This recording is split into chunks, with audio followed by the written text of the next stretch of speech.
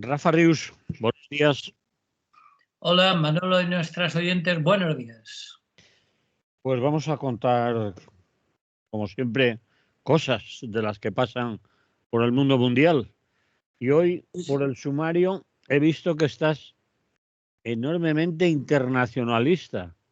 Que, bueno, que parece que vivas en otro mundo, tío. Ni me hablas de Coldo, ni me hablas de amnistía, ni Vamos me a hablas ver, de nada. Ni... ¿tú te crees que a estas alturas se puede decir algo diferente de Coldo, de Ábalos y de la ley de amnistía?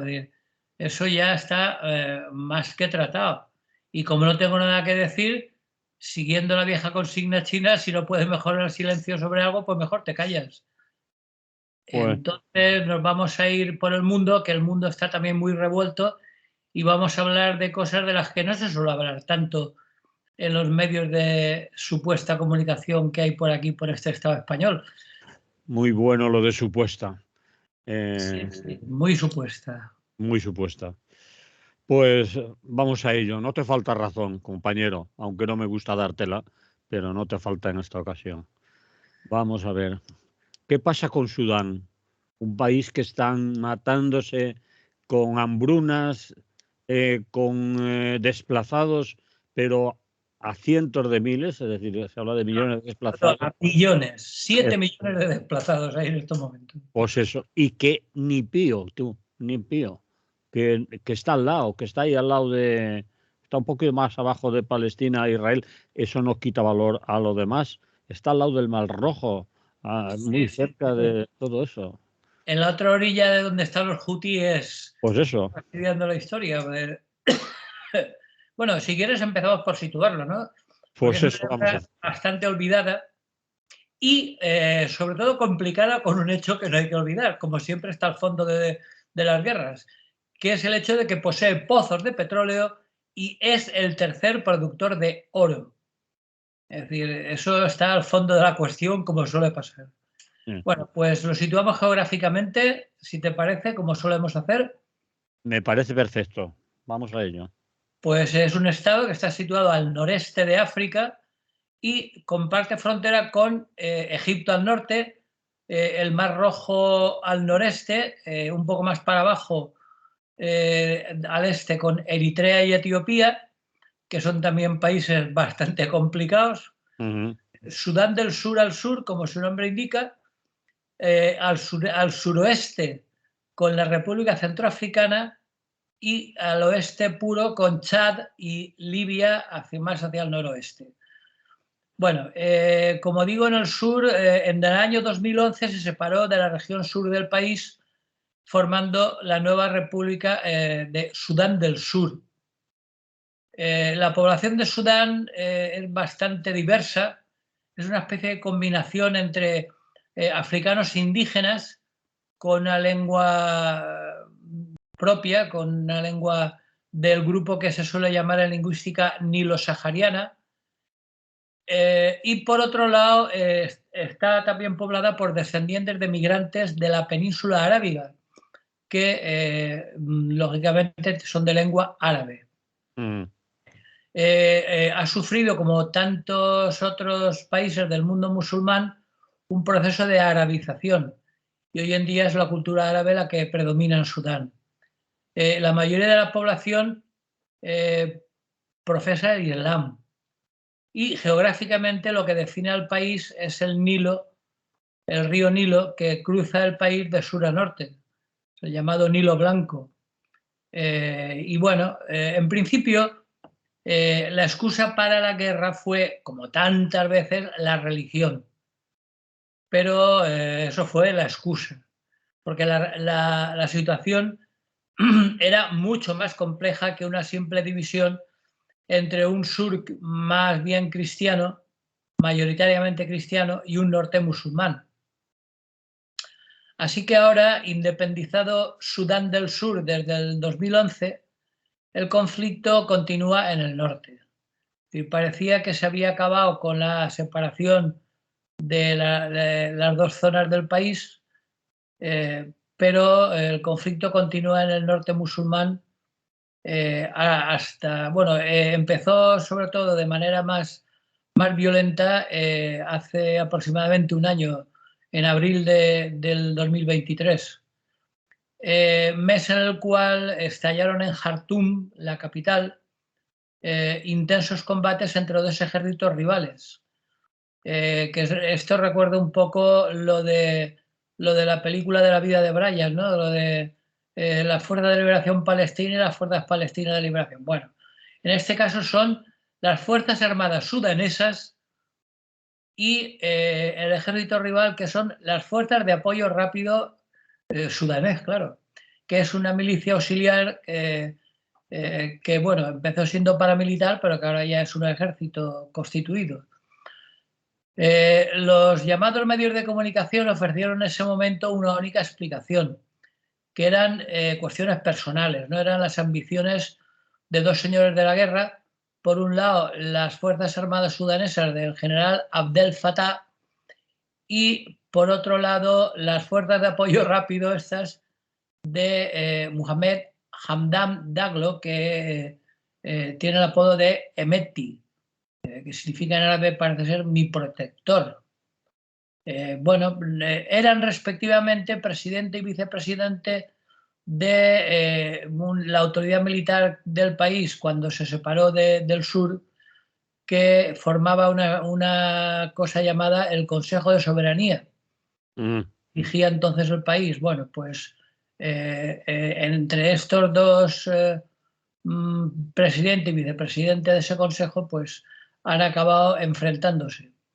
Pero en realidad, y lejos de cuestiones personales entre estos dos sujetos, el conflicto parece ser que tiene sus raíces en la larga historia de esta región y, sobre todo, en la interminable crisis económica, social e incluso, como tú comentabas al principio, alimenticia que asola Sudán. Es uno de los lugares donde suelen sacar las fotografías con niños depauperados y a punto de fallecer de hambre, ¿no? Bueno, pues desde ese momento, que va a hacer ahora un año, los combates se han multiplicado en cantidad y en violencia, alimentados como de costumbre por la importación masiva de armas, sobre todo procedentes de los Emiratos Árabes, que suministra armas a las fuerzas de apoyo rápido, y de Egipto, del señor Sisi, que es el que provee a las Fuerzas Armadas sudanesas. Y, como decíamos al principio, todo ello ha provocado que actualmente haya más de 7 millones de personas desplazadas en el propio interior del país a otras regiones o refugiadas en el extranjero, principalmente al norte, en Egipto y en el Chad.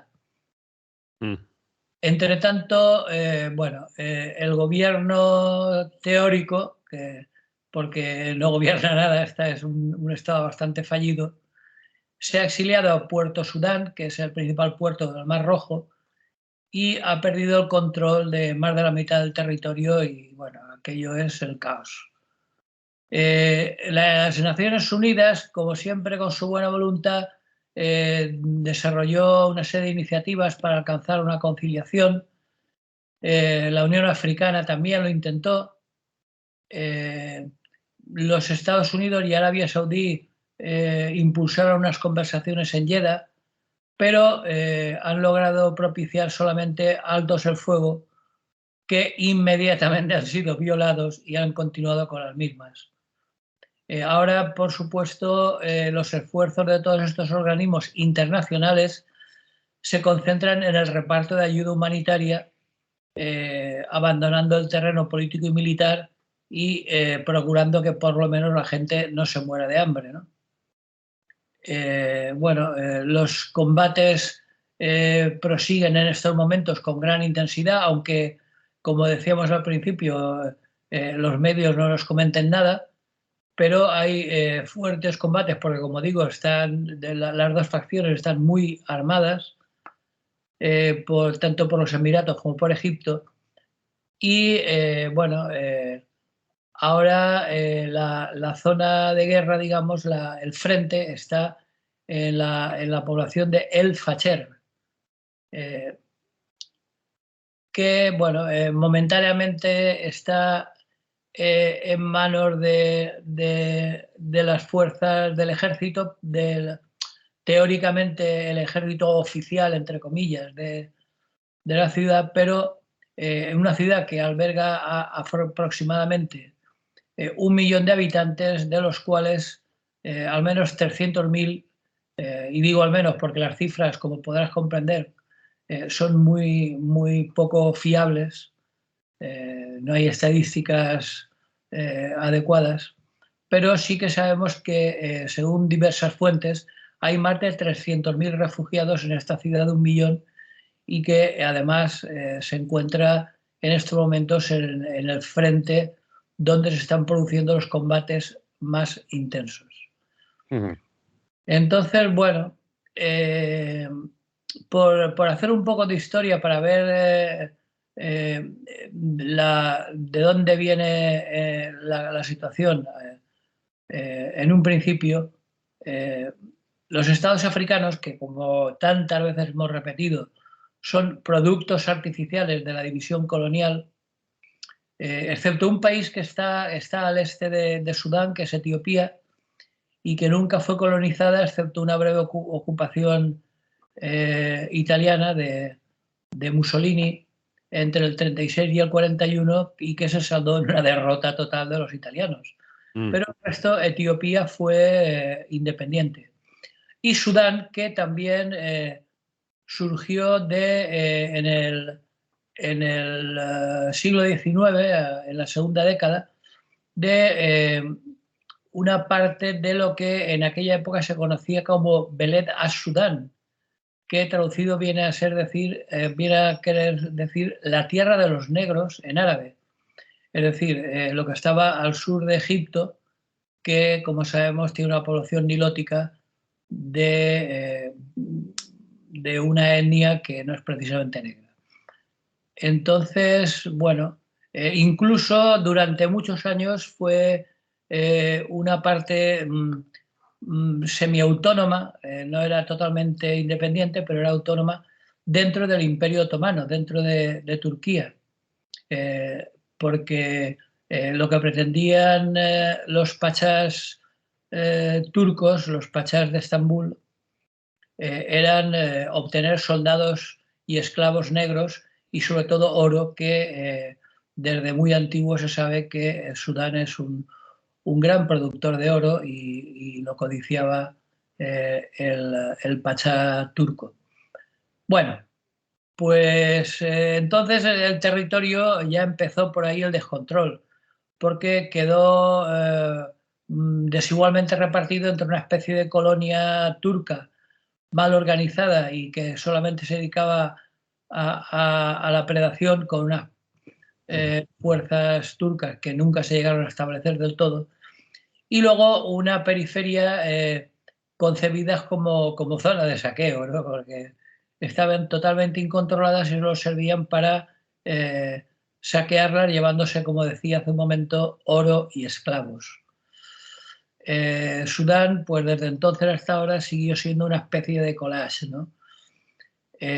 Aparte del conflicto entre el norte y el sur, que hasta 2011 causó la muerte de entre 500 y 1 millón de personas, no se sabe muy bien exactamente, desde la década de los 90 hasta 2011, porque, como digo, las estadísticas son muy fiables, pero en cualquier caso más de 500.000 de personas murieron en las guerras entre el norte y el sur. El sur, al final, como digo, se independizó, puso su capital en Darfur y de momento parece que allí la situación está bastante tranquila, aunque la ayuda humanitaria sigue siendo necesaria. Y bueno, esta especie de descontrol y de disparidad es lo que está en origen de los enfrentamientos que desgarran hoy Sudán. A partir de 2011 hubo un gran auge de los movimientos guerrilleros entre la población musulmana del norte, socavaron la autoridad del presidente en aquel momento, Omar al-Bashir, que bueno, en un gobierno como no podía ser menos, carcomido por la corrupción y cada vez más impopular, pues únicamente se sostenía con el lejano apoyo de Irán y bastante acorralado por el Tribunal Penal Internacional por el genocidio de Darfur, que fue terrible. Y bueno, desde ese momento al-Bashir creó una milicia para reforzar su poder, que es lo que después acabó formando lo que ahora es una de las partes en conflicto. Una cuestión un poco al margen, por hacer un pequeño paréntesis. Para ser precisos, el término árabe tiene en Sudán un significado más cultural que étnico. Como digo, árabes son solo una parte de Sudán, ¿no? La etnia árabe. Porque lo que los diferencia es los que emplean el rotana, que es el dialecto tribal propio de la zona, y por otro lado los que hablan árabe en su casa, ¿no? Bueno, pues esto está muy complicado, porque esto Riseigat constituía una fuerza militar al servicio del poder árabe. Árabe, cuando hablamos de árabe nos referimos a formaciones árabes fundamentalistas, aunque este ejército no era ni lo uno ni lo otro, claro, no era ni fundamentalista ni árabe.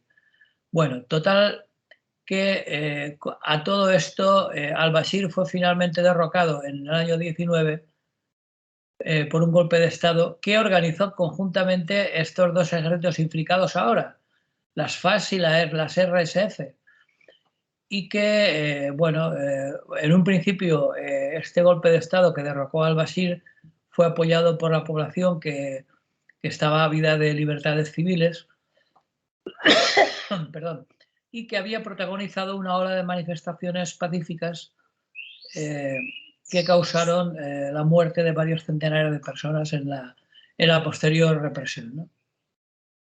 Pero muy pronto esa alianza golpista entre el presidente y el vicepresidente, es decir, entre las FARC y la RSF, los dos ejércitos, se acabó muy pronto, ¿no?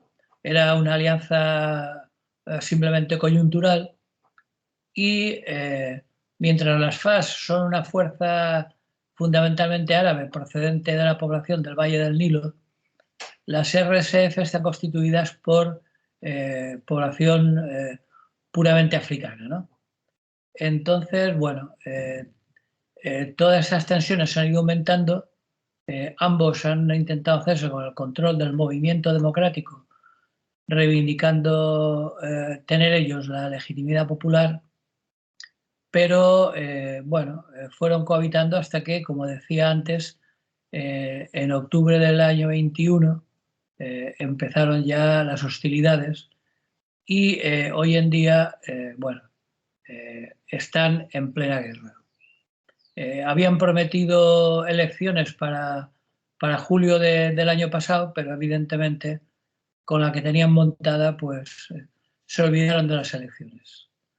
Disolvieron los sindicatos, disolvieron las asociaciones profesionales, fueron destituidos media docena de embajadores sudaneses en el extranjero y, bueno, total, lo último que se sabe es que uno de los líderes, el Hemeti, temeroso de las posibles repercusiones a partir de la invasión de Ucrania por parte de Rusia, se reunió con Putin para continuar con las ventas de oro a Rusia, que es su principal cliente. Hemeti, este es el que controla las minas de oro, y viajó a Moscú, donde al parecer regresó habiendo firmado un acuerdo y con el visto bueno de Putin para continuar con la guerra.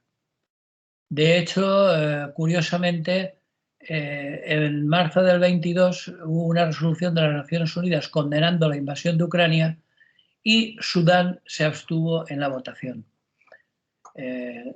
Con lo cual, bueno, aunque todo es muy relativo, como digo, porque es muy confuso, pero en principio hay que considerar que, al menos oficialmente, Sudán está en la órbita de Putin, ¿no? En la órbita de Moscú.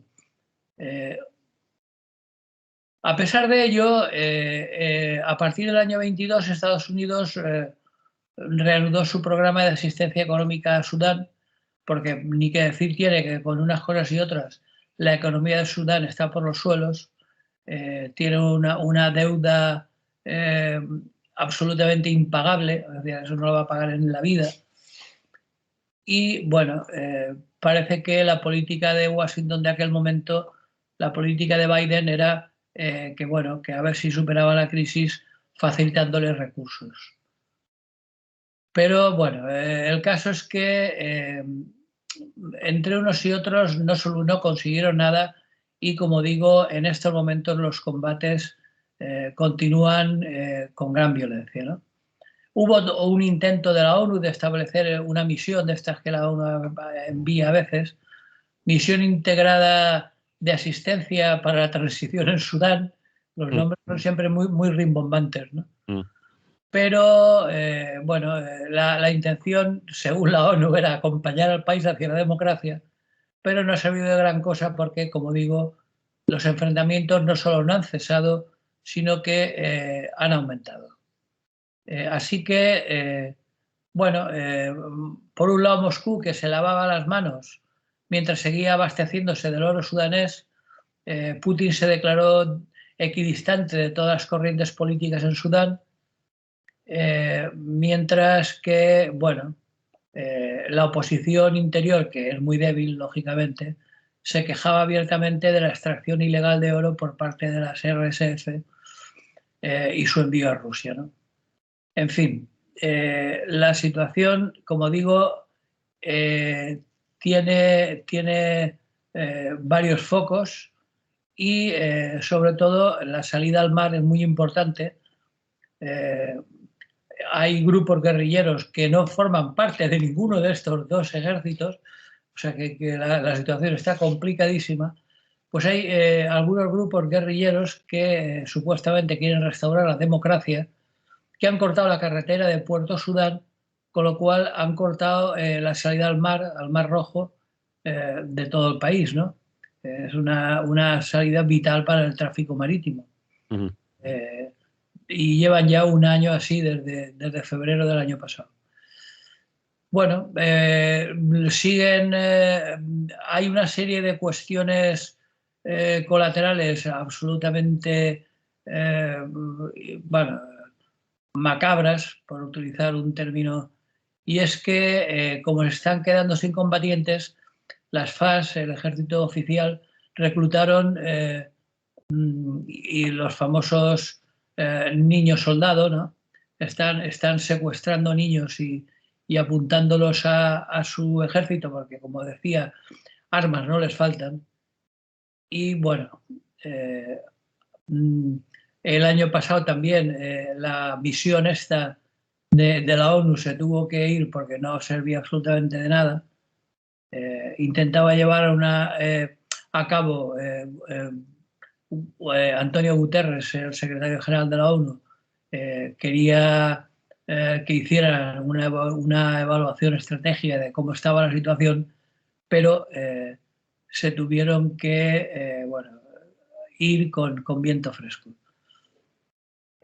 Durante años, estos dos ejércitos han intentado colaborar para repartirse el pastel, porque, como decía, la economía sudanesa, aparte del monocultivo de oro, que es lo que más dinero da, bueno, no tienen otra cosa que repartirse y, por supuesto, los beneficios de los cuales no van a la población depauperada y hambrienta, sino a comprar armas para seguir con la guerra. En fin, como digo, la importancia de la explotación de oro es lo único que tienen en estos momentos, pero incluso eso está viendo en peligro por el conflicto militar y, si a ello le unimos la mala gestión y la concentración de los ingresos que se agravaron mucho con la independencia del sur, donde se hallan los principales pozos de petróleo, pues la situación de la economía está, vamos, absolutamente colapsada. Porque esas riquezas de oro y, bueno, petróleo poco porque se ha quedado casi todo en Sudán del Sur, pero la explotación del oro escapa cada vez más al control del Estado, eh, incluso en muchas ocasiones al control de los militares. Y bueno, la situación, como digo, está absolutamente desmadrada. El futuro, pues el futuro, como puedes comprender con una situación así, es más que incierto. Es decir, tanto un bando como el otro no consiguen imponerse y la pregunta que se impone es, ¿existe actualmente Sudán como Estado? Porque realmente, como digo, la situación es tan caótica que ni siquiera se puede hablar de un Estado como tal, ¿no? O de un gobierno que tenga algún tipo de autoridad.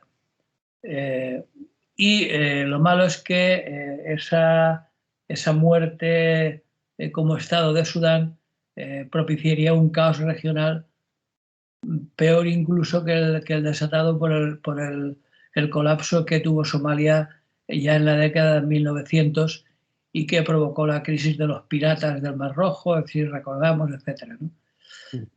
Entonces, bueno, la ONU sigue con lo suyo, da muestra de no entender o no aceptar una realidad que no augura nada bueno en caso de que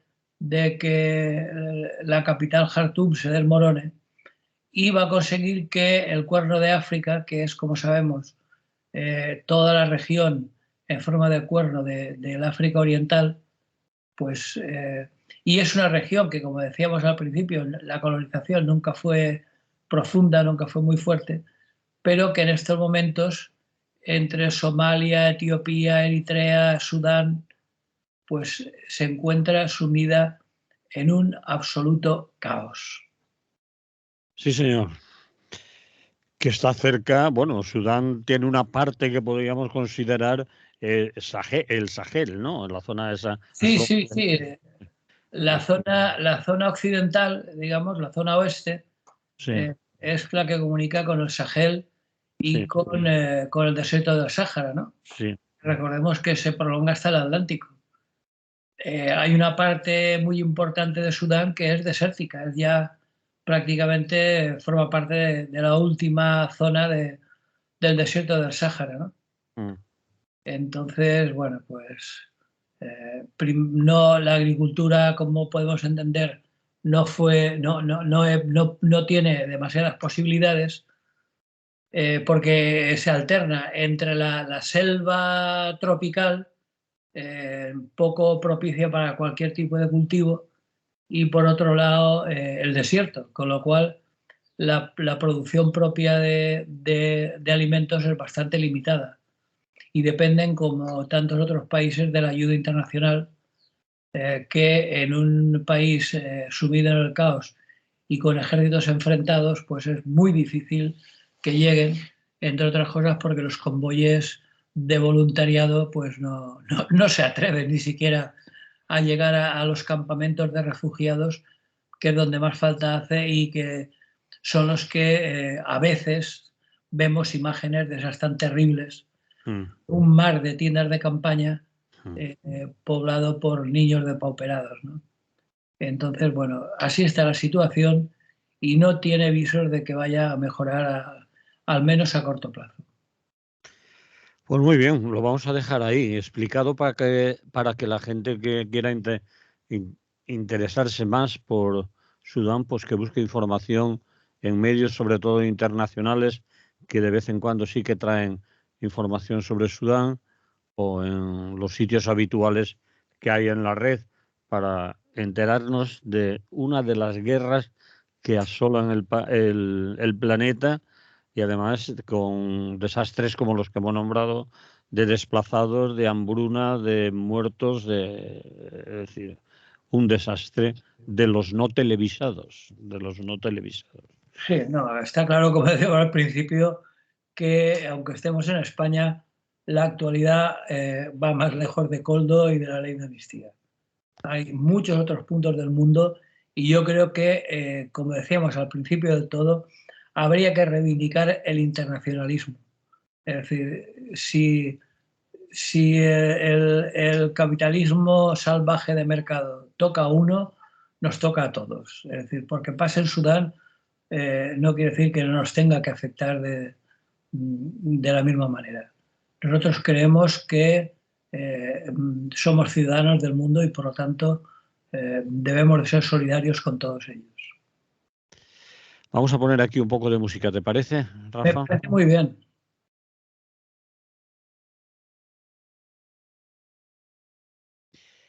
Y vamos a seguir con otro lugar que tampoco va a ser nada agradable lo que me vas a contar, me temo.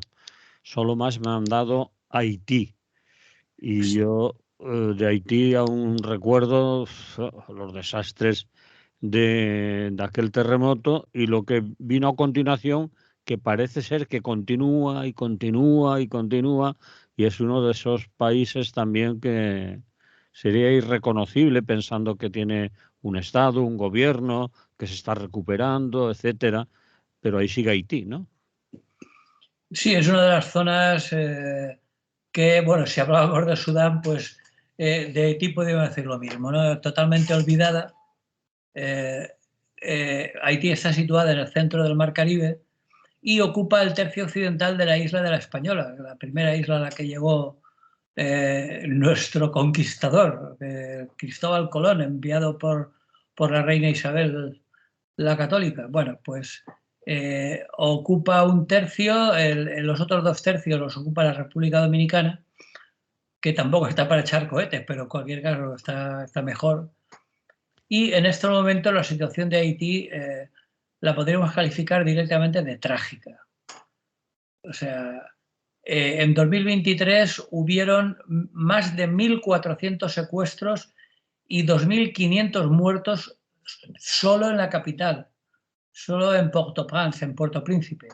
Mm. O sea que, como tú decías, a las calamidades de los terremotos, los huracanes, el cólera, el vampirismo de la, entre muchas comillas, ayuda internacional, ahora hay que sumar, desde hace un par de años, la violencia de las pandillas. En Puerto Príncipe las pandillas controlan la situación totalmente, más allá de una policía corrupta, un ejército que no pinta nada y unas organizaciones internacionales que tampoco. Porque es una situación, bueno, yo la llamaba trágica por llamar de alguna manera, ¿no? Porque según cuentan los reporteros y los miembros de ONG que se han desplazado hasta allí, que cada vez quedan menos, pues aparte del calor resulta insoportable pues el hedor a desagüe, la carroña que ocupa las calles, la podredumbre vegetal, en fin, toda una serie de tufos que se van amontonando y que producen ganas de vomitar. El símbolo de la población, perdón, de la protección paternalista del Estado francés, que se supone que era el Estado colonial, pues ahora bueno, ha desaparecido por completo. Solo está presente en el idioma el creole o criollo, que es una mezcla de francés, inglés y lenguas africanas traídas por los esclavos. Y como único dato positivo, a pesar de su pobreza, Haití produce más escritores y artistas plásticos que cualquier otra riqueza vendible en el mercado internacional, ¿no? Es un país que tiene artistas y escritores muy importantes. Y su principal problema ecológico, por si le faltaba algo, a perro flaco todos son pulgas, su principal problema ecológico es la deforestación. Uh-huh. Estamos hablando de un país caribeño, es decir, un país tropical donde la vegetación era exuberante, pero se está deforestando debido a la producción de carbón vegetal, que es el único combustible que tienen las clases pobres, es decir, la gran mayoría de la población, para poder cocinar sus alimentos. No para calefacción precisamente, porque la temperatura suele ser siempre elevada, pero sí para cocinar, porque no tienen carbón mineral, no tienen gas, no tienen petróleo y por lo tanto están quemando todos los bosques para poder cocinar. Otro aspecto social curioso y relevante, y yo incluso diría, añadiría otro adjetivo, lamentable, es la pervivencia contemporánea de la jerarquía racial, que se estableció a principios o finales del 19, principios del 20, por una nomenclatura. Llegaron a hacer una especie de listado de un tal Louis-Élie Moreau, en la que, teniendo en cuenta que no hay prácticamente blancos, solamente los que acuden de alguna ONG o de algún organismo internacional, ni por supuesto queda población indígena, porque ya se encargaron los españoles en llevarle todas las enfermedades como para que desaparecieran, la jerarquía social se establece, ojo, según el tono de piel de la antigua población esclava. Es decir, como lo que sí que hicieron los españoles fue cruzarse, entonces, en el colmo de la estupidez racista, los mulatos de piel más clara son los que forman la clase dirigente. Es decir, que como no hay blancos, los más claritos son los que forman la clase política dirigente, la clase económica, etc. Y cuanto más oscura es la piel, más al fondo de la pirámide social está.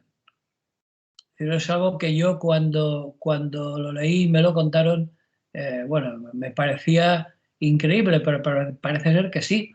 De hecho, los últimos presidentes han sido mulatos bastante claros. Bueno, eso como lamentable curiosidad. Por lo que se refiere a la situación económica de Haití, en la mayor parte de la población es sencillamente desesperada.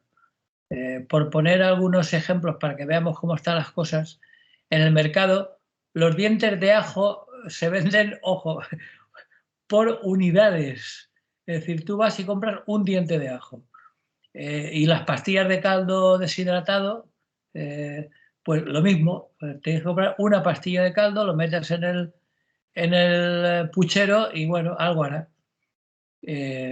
También se venden por unidades los trozos de caña de azúcar, que es lo poco que la gente por lo menos la chupa y como está dulcecita, pues engaña al hambre. Y como mucho, teniendo en cuenta que tiene mucha costa, pues peces secándose al sol bajo las moscas y que los compran también de uno en uno. Y bueno, y pues luego, claro, como suele pasar y como contraste, existe un supermercado muy bien surtido, pero que está reservado a los empleados de las embajadas, los directivos de la ONG y de la ONU.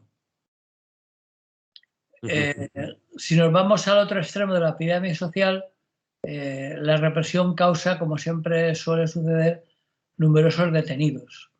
Y en los calabozos de detención preventiva están absolutamente amontonados, pueden permanecer hasta 6 meses sin juicio y están tan hacinados que se pasan los días en cuclillas, no pueden ni tumbarse.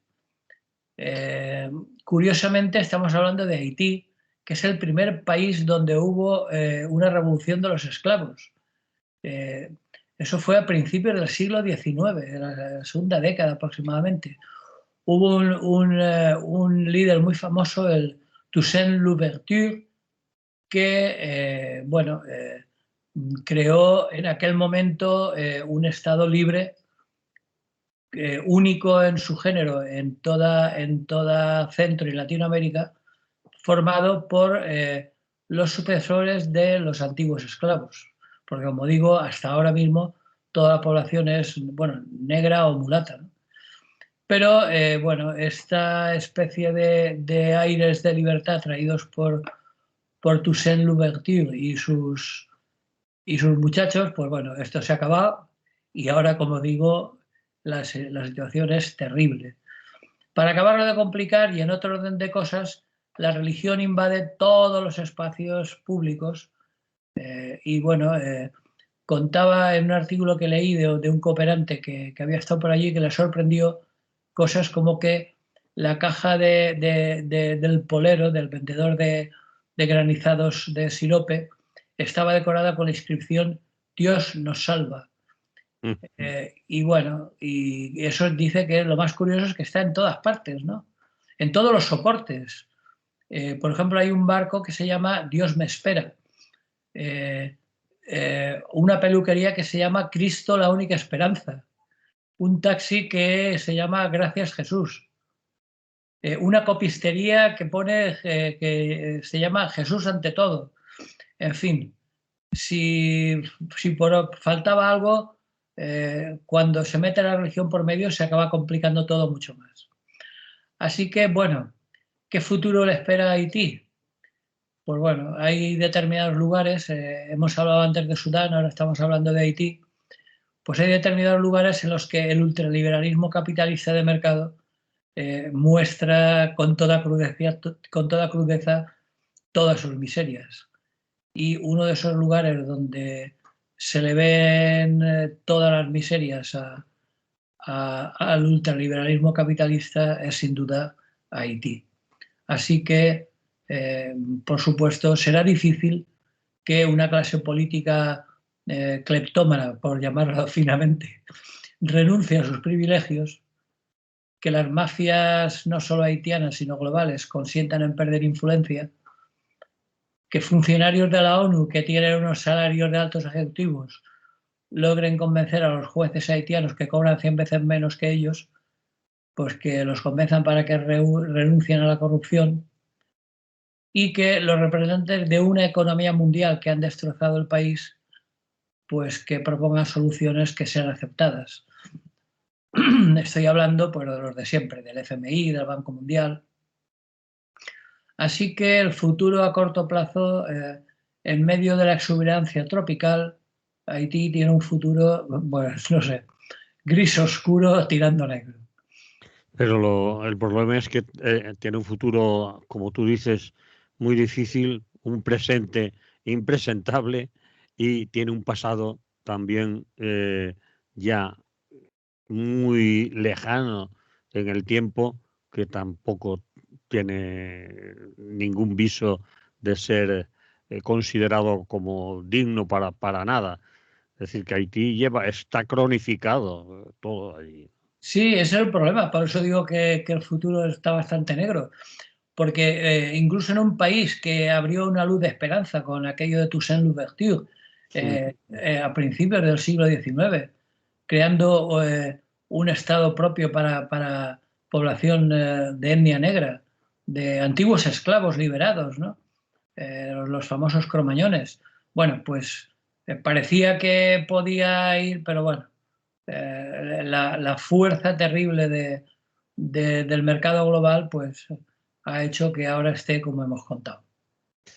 Bien, pues en 5 minutos, Rafa, porque nos hemos alargado mucho con otros temas y no nos va a quedar tiempo. Y aunque al principio decíamos que, bueno, no íbamos a hablar de cosas que siguen en los medios de comunicación, dale que te pego continuamente, pero tenemos que hacer una excepción, obviamente, con Palestina, pero tú aquí sí que mezclas al mundo árabe, Palestina y el mundo árabe.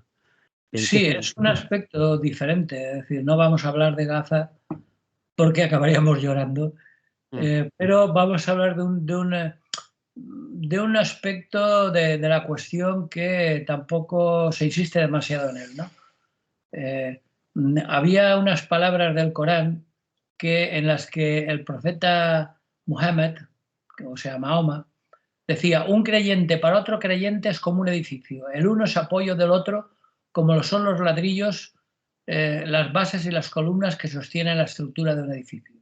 Pues bueno, no parece que en estos momentos la comunidad musulmana, lo que ellos llaman la Umma, representada por los 22 países de la Liga Árabe, se comporte de manera muy solidaria con los palestinos. Ya en el siglo XIV había un célebre dicho atribuido al pensador Ibn Khaldun que se comenta a menudo para lamentar las rivalidades y las divisiones que han salpicado la historia del Magreb y de Oriente Próximo, y que decía, los árabes han acordado no ponerse nunca de acuerdo. Y efectivamente. Pero, sin embargo, la intervención militar israelí en Gaza parece ser que ha invalidado esta frase, teniendo en cuenta que esta vez los 22 países de la Liga Árabe se han puesto de acuerdo en que, por encima de todo, lo mejor es, con Palestina, no hacer nada. Es decir, que cada reunión urgente de la Liga Árabe, la última fue hace unos meses, en otoño pasado, pues cada reunión urgente de la Liga Árabe insiste en no hacer nada. A pesar de, por supuesto, parrafadas grandilocuentes, comunicados finales inútiles, se sientan en torno a una mesa redonda enorme, todos los presidentes árabes, bastante de ellos, por cierto, antiguos mafiosos que ahora van de respetables, discuten con cara de circunstancias, rechazan el argumento israelí de legítima defensa, exigen, faltaría más, la interrupción inmediata de los combates. ¿Y qué más? ¿Acaso hay perspectivas de una respuesta militar árabe o un llamamiento a imponer sanciones internacionales contra Israel comparables a las que han impuesto a Rusia tras su invasión de Ucrania? ¿Hay un cuestionamiento del proceso de normalización de relaciones con Israel? ¿Han amenazado con una ruptura de relaciones? ¿Han reducido las inversiones de fondos de los países del Golfo en Estados Unidos para que cese el envío de bombas y municiones a los israelíes? ¿Hay un embargo petrolero como el que hubo en el 73 tras la guerra del Yom Kippur? De eso nada. No se ha visto de todo eso que acabo de comentar ni la más mínima señal de que pueda haber algo de ello. Es decir que, bueno, la hipocresía árabe, aunque no es nueva, pero es absolutamente lamentable. Entre otras cosas porque, como decía, son absolutamente contradictorias con las enseñanzas coránicas, que hablan de solidaridad, de apoyo mutuo. Bueno, pues una cultura que va siempre presumiendo de su religiosidad y de su respeto por sus textos sagrados, defeca en ellos continuamente, incumpliéndolos, incumpliendo parte de las prescripciones más importantes del Corán, ¿no? Es decir, que mientras el número de pérdidas palestinas por la ofensiva israelí ya supera las 30.000 personas muertas, sin contar las heridas y desaparecidas, bueno, pues lo único que parece que se va a concretar es la expulsión al Sinaí de una parte de la población gazatí. El resto, pues pasividad absoluta. La explicación puede ser en parte por la debilidad militar frente a Israel y Estados Unidos, ¿no? Dando por sentada su superioridad. Pero, bueno, lo bien cierto es que, y por eso insistía en el aspecto este de la cuestión, del que tampoco se habla mucho, las relaciones entre palestinos y el mundo árabe, que lamentable y vergonzosamente no está haciendo absolutamente nada por un pueblo palestino que comparte lengua y cultura con todos ellos. Bien, pues si te parece lo vamos a dejar ahí con esa triste reflexión y nos oímos la semana que viene porque no nos queda más tiempo, Rafa. Muy bien. La semana que viene aún hacemos programa o nos vamos de fallas. No me cuentes porque yo no estaré en este en este paraíso que disfrutamos aquí en el Mediterráneo. Estaré más atlántico. Así que ya hablaremos. Ja parlarem. Molt bé. Pues nada, salud y buen día. Salud.